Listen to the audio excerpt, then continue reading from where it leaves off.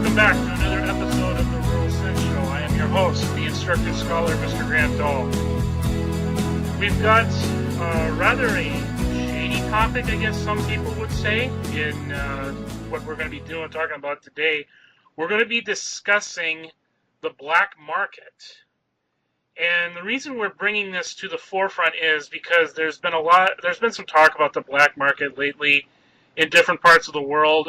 America, it's been brought up, but it's also been brought up in some ways in Venezuela and in other countries where there's a lot of totalitarian governments, China, and maybe parts of Russia and other countries in the world where basically economic enterprise is severely restricted or forbidden.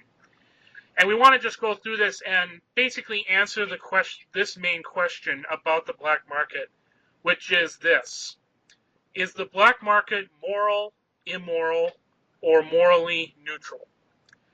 Joining me to discuss this topic, we have our two friends who have been with us many times on this show. I will welcome to the show now Mr. Paul Wilson. Paul, thank you for joining us here today. Thank you for having me. And Matthew Mazzocco. Matthew, good to have you back. Good to be here. Thank you, Brent. Yes, so let's jump into this. Let's give some opening statements here on what we believe the black market to be and what our personal opinion is at this time before we go into some of the topics that might fall under the category of black market. So I'm going to start with Paul. What do you believe the black market is at this time? Do you believe it's moral, immoral, or morally neutral in many ways? Well, that really depends, and that depends on what the black market is in. The concept of a black market is basically a market that's designed to, I guess, evade governmental oversight, essentially. And in that respect, well, it depends on a lot of factors. It depends on whether the government has any right to regulate a certain thing, like, for example, black market in socks. If there's one government entity holding all the socks or whatever, wouldn't I be morally neutral? If it's a black market in something like, I don't know, illegal prostitution or drugs or whatever, that would obviously be morally problematic. So the concept of a black market, I don't think it can ever be truly 100% good. It's either morally neutral or immoral, but the concept of a black market itself isn't necessarily evil. I see. That's a very interesting take on it. Let's go over to Matthew. What do you believe about the black market? Is it moral, immoral, or morally neutral in your own viewpoint? Well, I would say on one level, the idea of a black market in existence, I would lean towards being morally neutral. However, as Paul pointed out, it does become dependent upon the currencies. And there are certainly certain activities which are unquestionably immoral. So if those are taking place through the black market, then that activity would be immoral. But ignoring particular transactions taking place, I think that there is an argument to state that perhaps slightly more than entirely amoral, perhaps a little bit leaning towards immoral, just in the sense that a black market is resultant of impositions by the state, I would say, on the economy, restricting that particular good, service, product. And to the degree that by our social contract, living and being a citizen of the state in which we live, to the degree that we are beholden to those laws to abide by them, I think it can become much more murky territory when perhaps a good or item that is restricted by the state, if it may not be a particularly immoral action for the state to do that, yet it does deprive us of a good, then would seeking to fulfill that want using the black market be morally permissible? My official position is I'm uncertain, because that gets a little bit tricky for me. I believe that we are to render unto Caesar what is Caesar's. At the same time, I'm a big fan of personal freedoms. So I'm looking forward to finding out both of your thoughts on this further. I see. Very thoughtful insight there.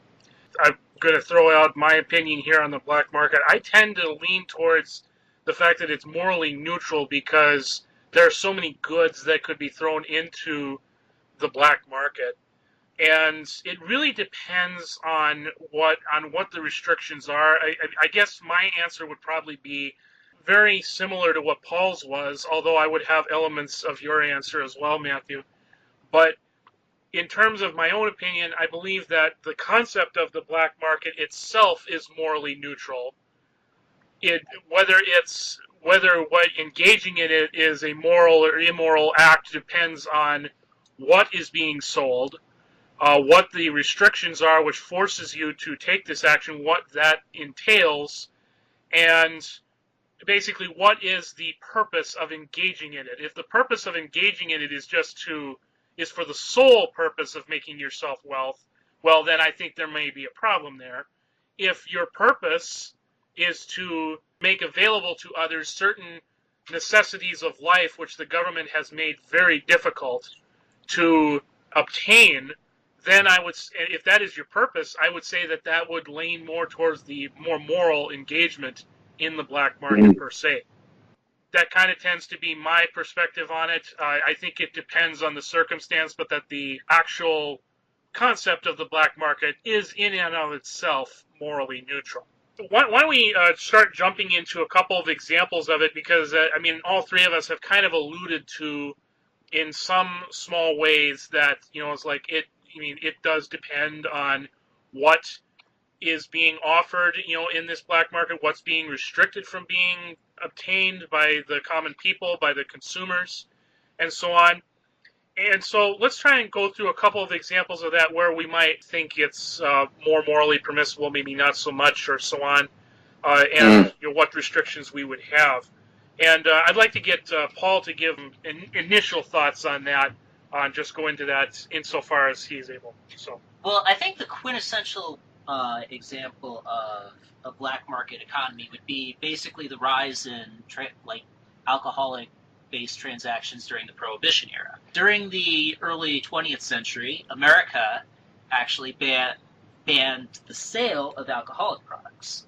And as Yankee ingenuity developed, basically Americans came up with many alternate ways to sell alcoholic products. And those like moonshine, basically the development of just people making up alcoholic beverages on their own, other ways to circumvent restrictions on alcohol, like basically one of the more hilarious ways is sacramental wines. There was a massive increase in the amount of sacramental wine that was purchased and consumed, for example. So that prohibition is sort of the quintessential example of black market developing in response to government prohibition. Other examples, more modern example, is some states, they prohibit the sale of raw milk. Most milk today is pasteurized, so it's basically it's heated so as to remove problems with it. But some milk is sold as raw milk, and some jurisdictions don't like that, so that would be an example of a current black market developing in raw milk. So these are examples currently in America. In other nations, totalitarian nations, there might be other examples where you can't get certain products anywhere else, like razor blades or socks or whatever, and you have to basically circumvent a government store by going to a black market. So in totalitarian states, black markets tend to arise a little bit more. The tighter the grip of a government on transactions, the more likely a black market is to arise. Thank you. And Matthew, do you want to add your side to base in examples that you see and your opinion on those examples? Well,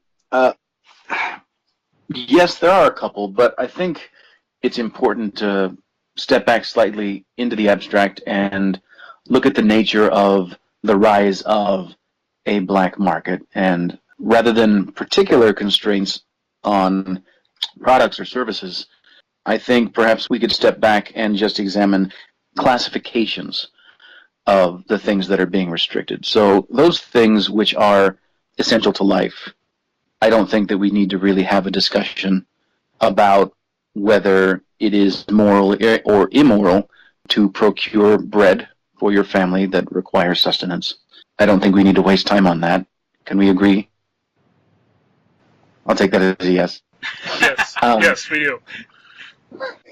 So with that one out of the way, I think next are goods, services, etc., things that are either essential or very directly helpful in allowing us to live out our lives in the state that we're called to, and exercising our human dignity, not in doing whatever the heck we want.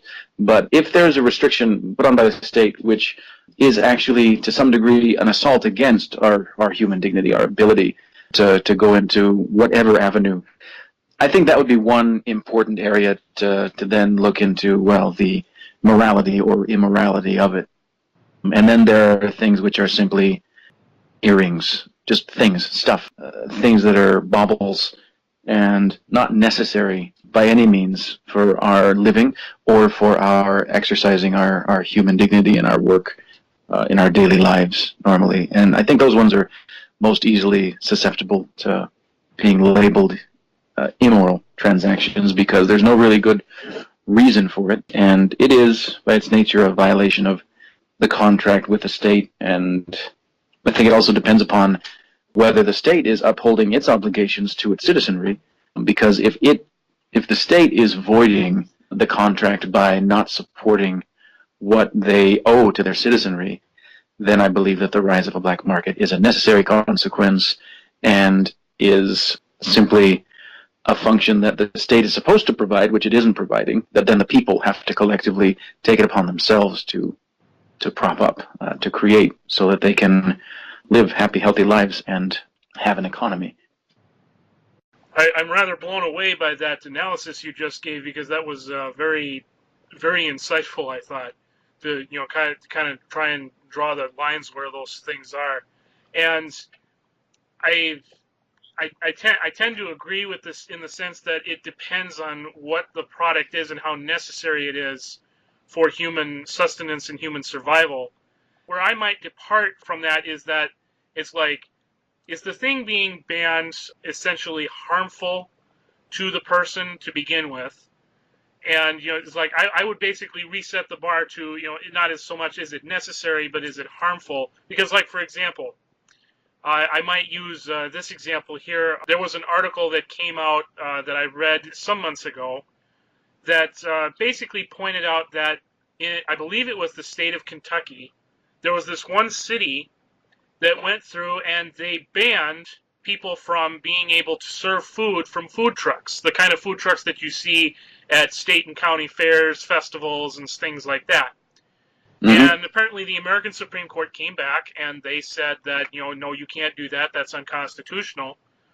And so this town in Kentucky later came back, and instead of banning them outright, they said that such food trucks have to be on the move. They have to move, they have to move a certain amount of feet every hour, which is not economically viable, because if you have a food truck, more often than not, you're going to have ovens and things like that, which you cannot transport safely if they're being used, and you risk damage to the power connections and so on that you need in order for them to operate. And people, let's face it, we've all been probably to state or county fairs or festivals or whatever. We've eaten food from the food trucks. Often these are specialties that people put out, and there's nothing inherently wrong with them. By that same token, are they essential to our sustenance? I would argue not, because basically it's like we're not being banned from going to the grocery store and picking up food there. It's like, but we're looking for this kind of food because it's specially made by this person who knows how to make it, and it's being made for our benefit. And I'm using this as an example because basically it's like there is no proper reason for this type of thing to be banned. Is it essential to our sustenance? No, I would argue not. But the state does not have a good reason to not let these things be available for people, because it's not harming them per se either. It's not causing inherent harm like you might find in, a prostitution ring or something of that nature. And so I kind of push the envelope a little further than that and say that it's like if the government is not only, if the government maybe it's not denying you what's essential, but it's being a nuisance for no good reason. It's banning you from doing something which is not harmful to others. In this particular case, it's not inherently evil to do these things, and they're banning you from doing it without a good reason.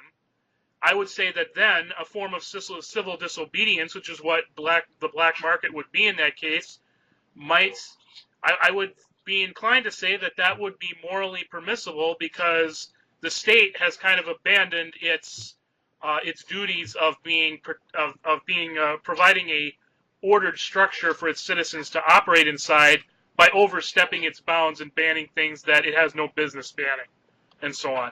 So that would be my thing. I would be interested to hear a rebuttal if anyone wants to rebut me on that, or on anyone else what they had to say. So I don't know. Does anyone want to make a comment about that? I do, but I'd like to hear from Paul. Yes and no.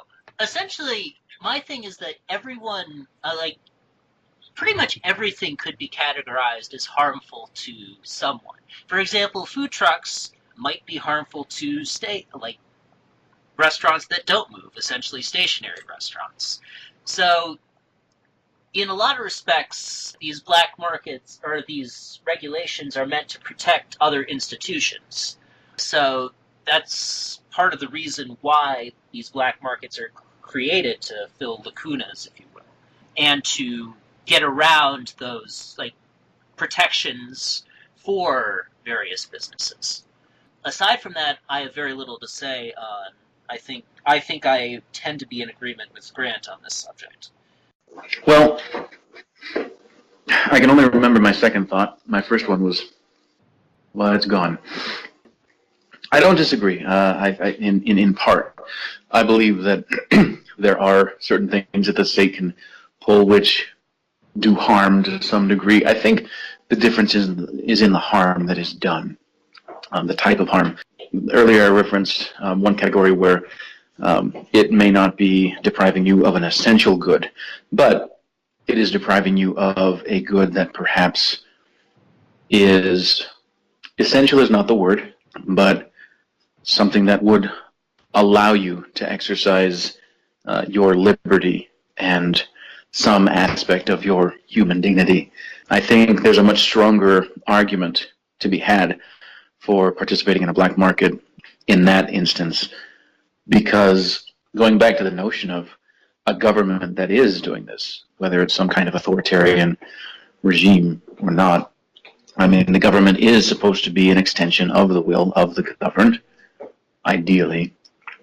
So if that's the case, I think that it's incumbent upon people to do the work necessary to reform the government and influence it so that the market that they wish to exist is legitimized and comes into being, rather than circumventing the authority, which is, I'll say for the most part, legitimate.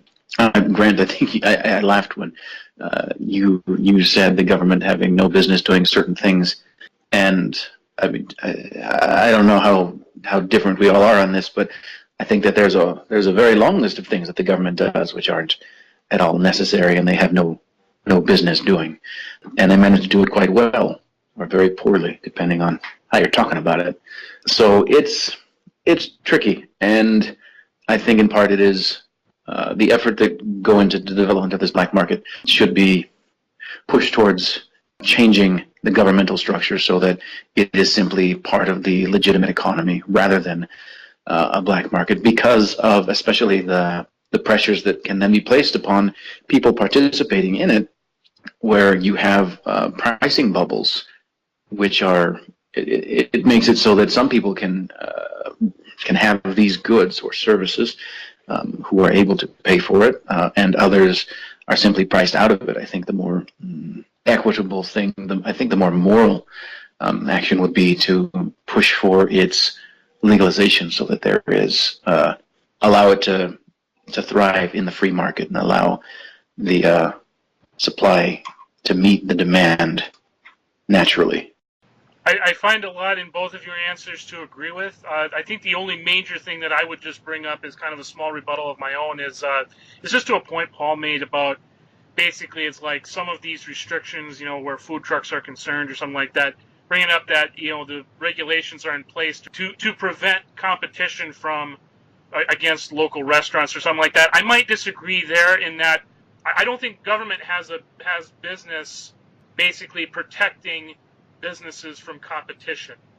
Let's just put it that way. I don't believe that's a place for government to do its work, because I think then you might have the slow decline towards the more authoritarian standpoints that we see, where it's like only one person's allowed to sell socks and they can charge as high a price as they want for them and stuff like that.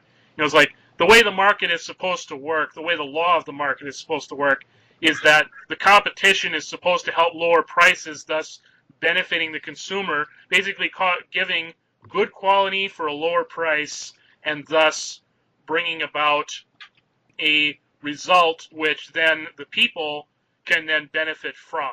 Now, does that always happen? No, sadly, we live in a fallen world, but that's the way the market is kind of designed to go. So that would be the only point that I would basically bring up as just something that I would be like, oh, I'm not so sure about, about the legitimacy of government passing laws to restrict competition towards businesses. So, Paul, if you want to rebut me on that, go ahead. Otherwise, I think we can go to our next question. I'd probably actually put it in a little bit stronger terms. Going back to the food trucks example, let's say, for example, the special interests are too entrenched. Like, let's say that restaurants are able to drive out food trucks altogether. And let's say that they have more, because most people don't really care about one way or another. Maybe 5% of the population actually has a strong opinion one way or another. So let's say there's not enough impetus to change these laws. Well, even if they're ridiculous or whatever. And let's say you can't get legalization because it's a minor thing, essentially. What do you do in that situation where it's a minor thing, there's really not a lot of impetus for change one way or another, and you can't really convince the government to end up changing the laws for just out of simple inertia or whatever? What happens in that situation where you do your best, you try to work through legal means, and it doesn't end up actually changing the law? Well, I guess I'm going to throw out a rebuttal of my own here, and then Matthew, if you want to add after I'm done here, go ahead. I guess my approach to that would be is that, yeah, if you get to that point, then it would probably be, the more localized it is, I would say, like, for instance, in this example we gave of the city in Kentucky, I would say that, it's like, well, then if there's no impetus to change this law and your legal avenues are not open to you and so on, all the things Paul listed, if that's the case, then I would say then you find another city to do it in and let that city basically suffer from the result of a lack of market freedom. Where it starts getting tricky is when you really start going into the larger government entities like whole countries. It's not that easy to change country residents when you have restrictions like this. And that's where the question might get thorny, and I don't have an exact answer to it. Because, obviously the bigger your business is and the more money you have, the easier it would be to take your business elsewhere. We've seen that here in America for a long time. That's one of the things that President Trump got elected decrying a couple of years ago. So obviously there is an ability to do that, but it's far more restricted the less money that you have. And for a lot of people who are just trying to make their way in the world, they don't have a ton of cash. They don't have a ton of assets or resources, so it's a real struggle for them to move. And so that's where it might get thorny, where you say, like, okay, it's like, well, then you might have to resort to just banding with like-minded people who are suffering like you are and start working together to make it so that the issue becomes more to the forefront and starts becoming, politically unfeasible for the government to continue doing these bans and stuff like that. I know that has happened in America here recently with certain things that have been going on. We can debate the morality of some of these things that they've been doing on this for a while. I know industrial hemp was something that where that was brought up, but I think it boils down to it's a really thorny question that needs to be answered depending on the circumstances and where this law is coming from, what government entity is putting this law into effect. So I welcome rebuttals. Matthew, did you want to give any input on what Paul and I were just saying? Well, I think there's a distinction to be made between a bad law and an unjust law, and our obligations to obedience of each are very different. An unjust law, I would say that we can easily rename it a non-law if it is truly contrary to the higher order of existence, the higher laws by which we're governed. If it's contrary to them, then we have an obligation to act contrary to it.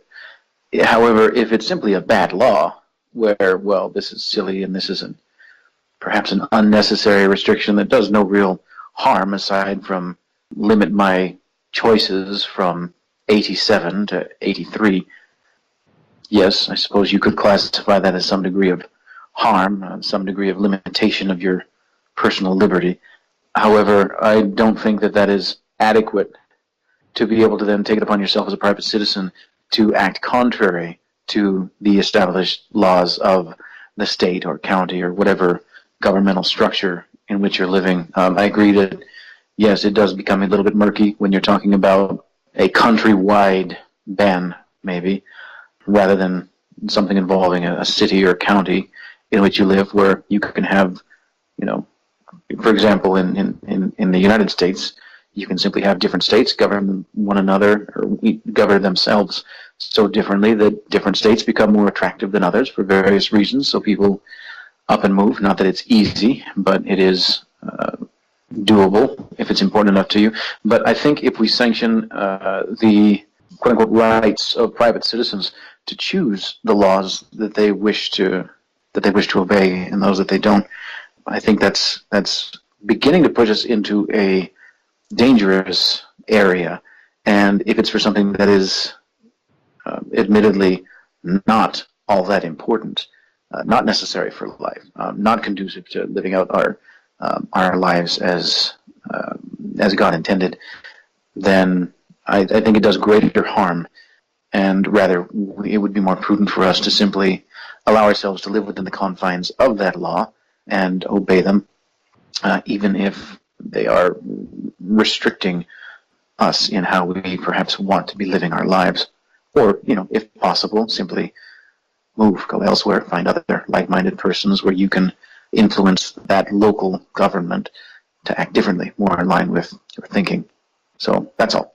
All right. I think we hammered that question pretty well, and I'd like to kind of go on to it, just build off it into the last two questions here in the couple minutes we've got left. What I'd like to ask both of you, and again, we'll just do the round table here. In your own personal opinion, when would the conditions be proper for the establishment of a black market, for establishment and participation in a black market? What do you see as being the ideal circumstance where this would be permissible and allowable to both to either sell things yourself or to try to buy things on such a market? So, Paul, what do you think on that particular point? Well, that's kind of a loaded question because there's a lot of different. I think for the establishment of the black market, basically what you need is a product that is are we talking about a moral black market or just how one ends up developing in reality? Because I think those are two different things. Well, I think we could all come to the conclusion pretty easily that that there are products that it's like where it's never right to engage in. Like prostitution would be one. I would argue that. I mean, I have mixed feelings on the drug war, but I think that, in terms of how it's implemented, but I think that engaging in it just for the sake of getting a high or making money, which it seems like a lot of them do, I think that would be immoral as well. I think we could all agree on that. There may be a couple other things, but those are the two that come to mind. Okay. So just, I would say more, what would be the conditions right for a moral participation in a black market and for establishing it? Well, I think the conditions are basically that government is restricting something which it has no right to restrict, like a basic necessity of life or whatever. Again, it gets borderline when it comes to other things that are sort of, I don't know, half and half, as it were, like prohibition, like restriction of alcohol. Then it gets murky because it could be said, okay, alcohol harms some people, but at the same time, it does harm the majority of people. So that's where it gets. But like something obvious like food, for example, in a totalitarian nation, like for whatever reason the government is restricting sale of food to whatever, to like you can only buy it from one institution or another. I think that's an example of a case where it's clearly good to have a black market set up because people need to eat, and if the supply is being artificially restricted, then you can't really eat. So in that case, the buyer has the responsibility to make sure, okay, are there other legal means of obtaining the food that they need to survive or whatever? And the seller has the, I guess, moral obligation to provide pretty much the same as any other seller, to provide a good product that doesn't end up killing the, like, not poisoned food or whatever, or like food that's made out of like substandard processes or whatever. They have and provide a good product, and yeah, aside from that, I mean, it's much the same as a normal transaction between buyer and seller. Basically, buyer has to make sure to pay fair price or whatever. Seller has obligation to provide a good product, to provide as fair a price as can be provided. In reality, it's a lot harder. There's not really a way, like, because it is a black market, there's not really a way to enforce these things. So that's a lot of the reason why black markets are so dangerous, because there's less regulation. And that is really the point of government regulation, to ideally to make sure that abuses don't occur. But in cases where the government is like restricting obvious necessities or whatever, then in the black market, you're ideally trying to establish an alternate version where fairness can be reachieved. Excellent. And Matthew, what do you have to say on your perspective there? When do you think conditions are right for a black market establishment and participation through selling or buying? Well, I think by asking the question, we answer the question of the initial podcasts. So obviously, sometimes is the answer that black markets are sometimes not immoral. But I imagine that anything that deprives one of a good that is necessary for life automatically qualifies legitimacy to any black market operation. And anything that in that second category, while not necessary for life itself, is to a degree necessary. Perhaps necessary isn't the right word, but incredibly helpful to living out one's existence and exercising your human dignity in your work, your interpersonal relationships, your stewardship of what you've been granted in terms of family, property, etc. I think any item that falls into black market territory which serves a function to assist in either of those categories, I think could be legitimately used without question of morality. Anything beyond that, however, anything that falls under the realm of convenience or simple desire, however unjust or silly the law may seem to be, I believe easily can fall into the immoral category, and I don't believe that it can really be classified as morally neutral just because it's perhaps not immoral enough to want to slap the label on it. I think it either is or is not. I don't think there is a neutrality that can be discussed in relation to particulars of things that are being involved in a black market operation. I think you can only ascribe moral neutrality to a black market existing in a particular economic system. But yeah, the particulars I think either have to be moral or immoral to participate in the procurement of them. Okay, there's a lot to think about there with both opinions. First of all, I'd like to clarify something because Matthew raises a good point. Correct me if I'm wrong, but I gathered that what you were saying was that you believe that each black market situation in and of itself is either moral or immoral, and I would say that if that is what you're saying, each situation is either moral or immoral, I would agree with you. My particular point in saying that it's in making the point about moral neutrality is that the system itself is not, there's not an inherent evil or an inherent good that can be attached to it because of that precise situation, that either the situation is moral or it's immoral. It's based on the situation rather than on the inherent aspects of it. Yes, that is pretty much how I think on it. Yeah, and I would agree with you on that. And for that reason, that's why I say that the black market itself is morally neutral. The structure is morally neutral, but the situation is moral or immoral depending on the circumstances.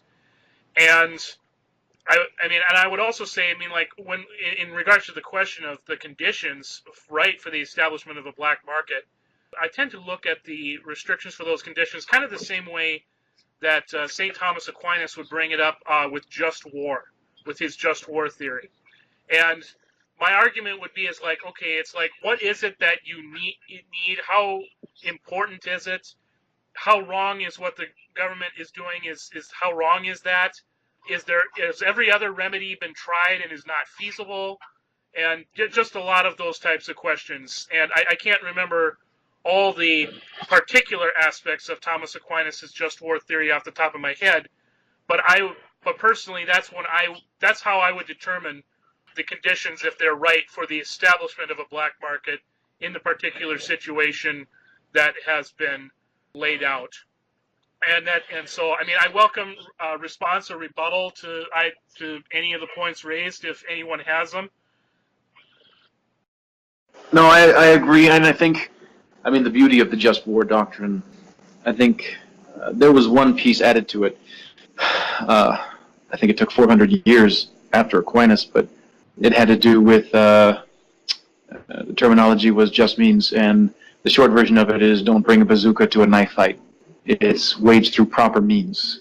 So I think all of that was just a systematic way of looking at a very highly morally volatile situation, which I think the black market certainly can be, because you can purchase everything from a ballpoint pen, I would imagine, to an assassin for hire. So there are very obviously a lot of moral issues in there, and you would have to approach it from a very systematic way of saying, well, does this deprive me of something necessary for life? If that first one is met, if that criteria is a definite yes, then it makes it far more easy. If it's a no, then let's move on to the second one and determine, well, is it depriving me of something that then makes it too onerous, too burdensome to be able to live out my life the way that I am supposed to, I'm called to, not necessarily the way that I simply want to. And that can be pretty murky in and of itself. So I think it requires an analysis individually of the things that are being exchanged in this black market to be able to determine whether it could be permissible to start one up or not, and being able to ascertain that all other avenues have been fully explored. I think that would be a nod to using whatever legitimate means open to you prior to opening this up to attempt to change the system and make it something accessible to people, so that the free market can do what it does and have the natural controls on pricing supply, etc. It seems a little bit like apples and oranges. I can understand the idea that there are certain conditions. I'm trying to, I guess a way to phrase it would be, even in cases, like what you guys are saying is, even in cases where the government is stupid in banning the laws, it should be followed. Because it's not, like, actively harmful to prohibit these things. It's just unnecessarily onerous. Is that basically a fair way of summarizing your position, or is it? Personally, I would not argue that it would need to be.